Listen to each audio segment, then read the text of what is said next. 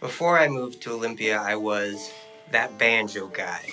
I was part of the punk scene, but I was the one all in on the banjo. A friend from way, way back who I had no contact with, we caught up a little bit, and he heard about what I was into, and he goes, "Oh, you're one of those now."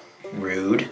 But I also think I know what he meant. There's a cliche, at least in my mind, of punks who get into the banjo and they either start playing what they think is traditional music from the 20s and 30s, or they use the banjo as a shitty acoustic guitar. That cliche exists and is a revelation to those partaking in it, but I was not doing any of that. I wanted to use clawhammer banjo the same way that Thurston Moore used the guitar. I wanted to expand using these techniques to make something new. How close I got? The main sign I had any success is that the rare person who actually likes the sound of the banjo didn't like what I was making. Success. Moving to Olympia, I decided to put the banjo away. I was no longer going to be that banjo guy, but rather I'll become a multi-instrumentalist.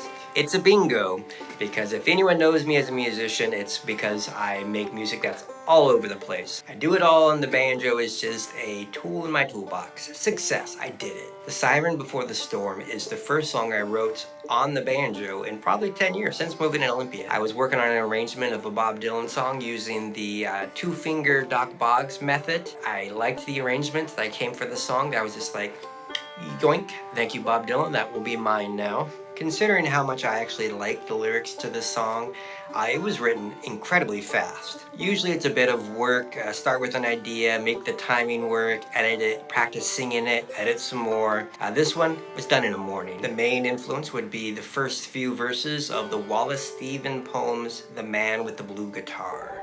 They said you have a blue guitar, you do not play things as they are. The man replied, things as they are changed upon the blue guitar.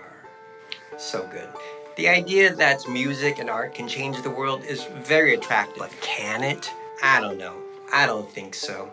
I think the songs or the art that is considered changing the times is really just a signpost that the times are already changing. Maybe it's an encourager, but it's not an instigator. If it happens, it's not in popular culture. It's not popular. It's not understood when it does happen. The dots are connected in hindsight. It's complicated and contradicting. It needs to be explained over and over again and is not understood. So maybe these transformative arts do happen, but people don't have their finger on the pulse of it like they think they do. Louis Armstrong was supposed to have said, if you have to ask what jazz is, you'll never understand. Louis Armstrong might as well have said, if you think you understand jazz, you don't. And the Siren Before the Flood, that's what I was trying to tap into, just all those ideas.